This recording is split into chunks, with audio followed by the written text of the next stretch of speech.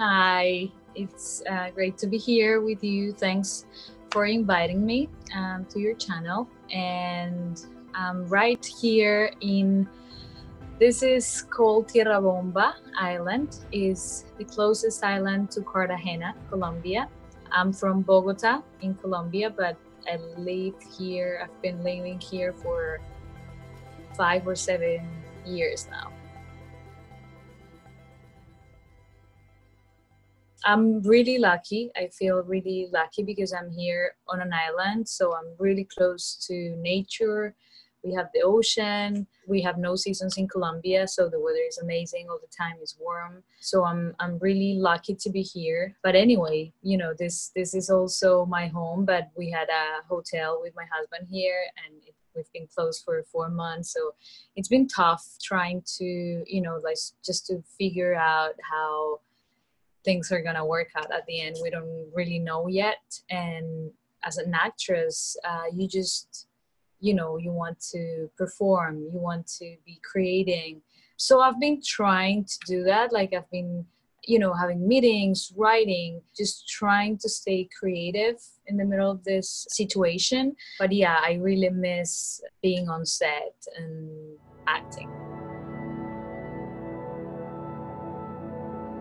I started pretty young. I was 9. I was, of course, in school, and I found like this musical theater company in Bogota. They were doing like auditions, and I went there, and I think I discovered then that acting, being, you know, on stage was my thing. I was acting, I was singing, I was dancing, and I just was so happy. So I think since then I was, you know, like pretty sure that I wanted that to be my life.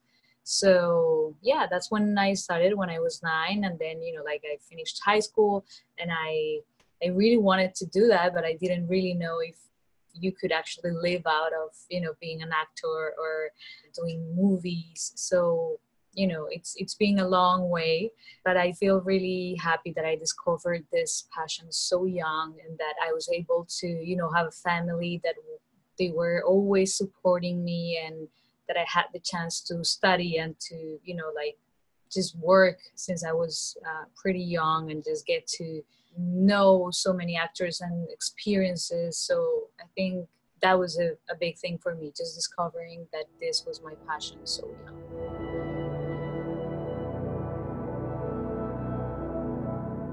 I come from theater, so I think that background gives you like a really strong base. You know, like that's the way you learn to prepare your characters, especially if it's theater. You just need to read the play 1,000 times, and if it's a classic, you know, like just become that character. And you need to research a lot, and you just need to create and work with the director or the other actors, and just rehearse and rehearse and rehearse the script, but also, you know, the timing and everything on the plane, then the lights and the stage and the audience. You know, it's complex. I started doing theater, and I love theater, and I always go back to home. That is theater for me. I love doing theater. It's like going back to school for me. But I dream of films. I love films. It's all acting, TV, theater, films.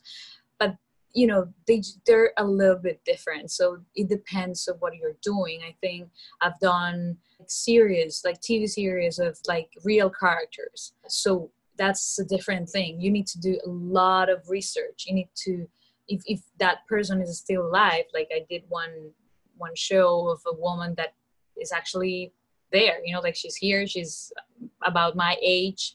So, you know, it was a lot of research. It was a lot of watching her, reading about her, seeing the documentaries, and trying to not imitate her, but just like get her essence. I think, you know, like what was the important part of her, what made her different and unique, and just try and made that, you know, mine and my way, but also, you know, transmit that soul for others.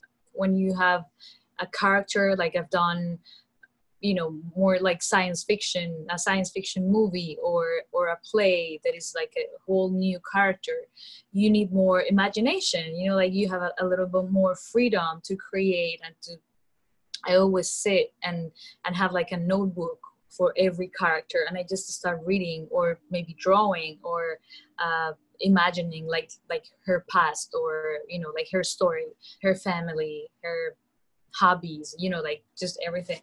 So I think it depends, but it's always very intuitive. That's the thing. I think I just always, you know, like what's the first thing that comes to my mind? Okay, that's not it, but that's the start. Okay, how would I react if I was in that situation, and then try and, you know, like give the character some context and some story and some weight and some life, and so good things and so pains, some bad things, you know, some, yeah, pains. That's what I try and find also, just to do a complex character and not to, I'm the good one or I'm the bad one. And of course, in a play or in a theater or in a series, you always play a role, and a role is usually, you know, like the main character or is like the bad one, or like, but you need to always do like a more complex character. So that's what I try and do and build from the paper first, and then on set or on stage, that's what you come from. But then you have a director or your partners, the other actors, and you just start building those relationships, and you just hear. I think one of the most important things on set is to hear, to be open, to create, to co-create with the people that is around you. So with, you know, like with the little things that happen all the time, just to be alive and be open to hear what you're hearing, like just birds now, or, you know, like just to be present and to hear what is around you.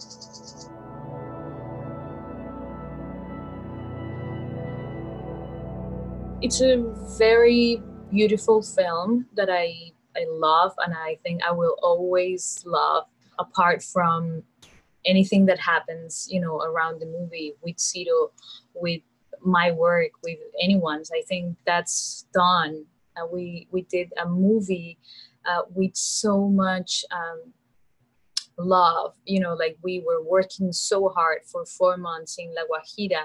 It's a really complicated place to be, you know, like it's a desert, and we were living there for 4 months. And I think that's what you can feel in the movie, that I was not an actor performing a Wayu, like an indigenous woman.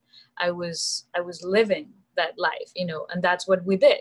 We were there and we were sleeping in hammocks, and we were eating, well, I don't eat meat, but, you know, we were eating, you know, their food, and we were just like smelling that air, and we were just living that life. So I think you can also, in Birds of Passage, there's a really long passage of time, like for the character. Like she starts being really young, about like 14 or 15, and then, you know, like she's a woman with 2 kids again. And so it was a long journey, and it was like a journey to a part of my country, to a community, like an indigenous community.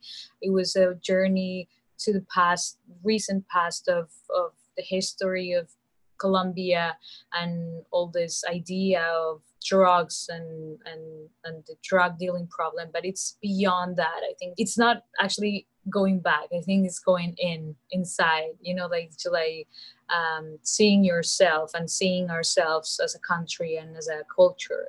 So it was a very interesting journey in my life that I'm really thankful for.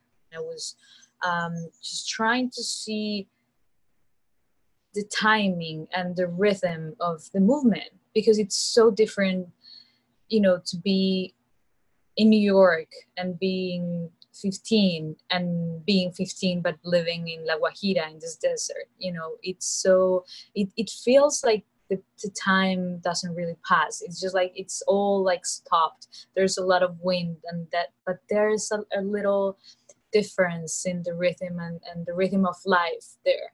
I needed to just be part of that rhythm, you know, of that.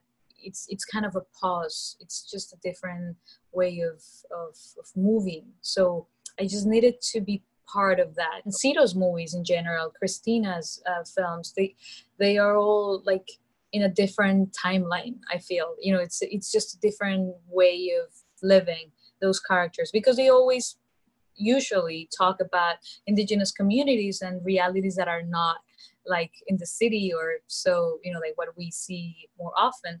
So I feel I needed to just be part of that rhythm. I just needed to be part of that, of the big picture that they were doing, but it was just being part of the context. You know, I was part of the desert, I was part of the animals, I was part of the beautiful image that they were creating, but I needed to just be part of it. I didn't have the dream of doing a Terminator movie. It was not like under my pillows. But I would say I just want to tell good stories. I just want to act. I just want to perform and to create stories until, you know, like those stories. But I think Hollywood itself was not like the dream of my life. I want to be in Hollywood. I want to be a Hollywood star. The thing is that I'm not doing this because I want to be famous.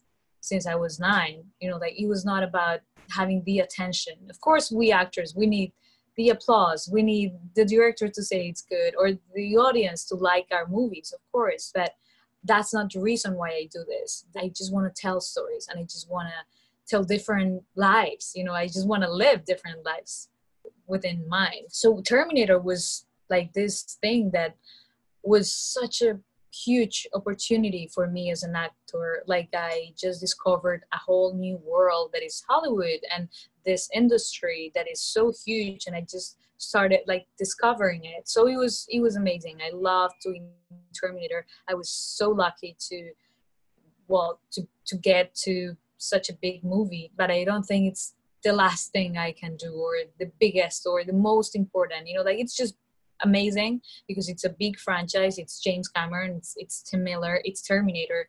But my goal is to tell stories and to, you know, just have challenges. And that's the thing. I just need challenges. And Terminator for me was a big challenge, to be part of a, you know, like this franchise, a science fiction movie, a big James Cameron production. It was a big challenge for me, and I just want challenges. So I'm looking for different things to do.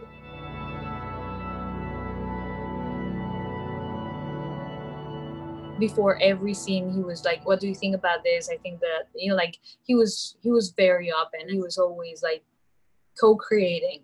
But since we were doing like this huge franchise, and James Cameron was our producer, and he was also involved in the writing, also Tim. So that was, and this is a big studio movie and a huge action movie. It was harder. Like, I mean, it was not like working with Cito and Cristina in La Guajira. It was just like, you know, like the producers and the studio. It was just like more complex to maybe change something, you know, like it was like I don't want to say that word, or I don't want to. It's more complicated because everything was like a lot of work. Like, to, okay, if you need to change this or you want this, we need to ask the producers or James Cameron. So we were a little bit more limited in that, you know, aspect, and of not changing many things, because it was like a long process. But he was very open, and he was, you know, receptive, and he was always trying to make it work for everyone. It's a lot of fun.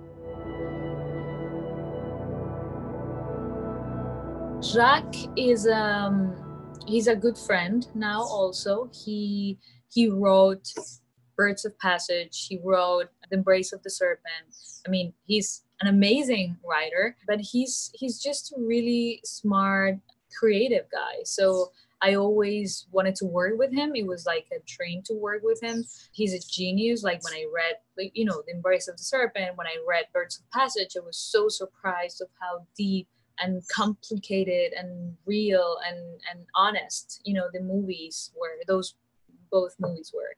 And then, you know, like he was like, I have this short film that is really crazy and weird, because it's a really short, a specific story of a woman that means a lot to Colombian history, but in a weird way. It's like really violent, difficult story to tell. So he was like, let's not she's alive, she's there, you know, like, but let's try and not tell the story of the news or what you can read on the newspaper. Just let's try and feel what it feels to be her, in my case, and how it feels to be around her for the others, and just try and see what is inside a person or a character that is involved in war, because that's sadly our story as a country, as Colombians. We've been dealing with war since forever. So it was about being inside someone that represents war, you know, not trying to judge her, not trying to save her, not trying to whatever. It was just like trying to understand the war from inside a little bit. So it has a lot of pain. It has a lot of, but he was so creative. He's so creative. So he was just like, let's not be traditional about this storytelling, and let's just allow ourselves to do crazy stuff. And it's not that crazy, but it's not that, you know, traditional in the storytelling. So it was great to get to work with Jacques and to be with him for, you know, like all these weeks, and just we were kind of isolated also, like in a mountain, and it was really interesting. It's a short film that I also have like in a special pocket in my heart.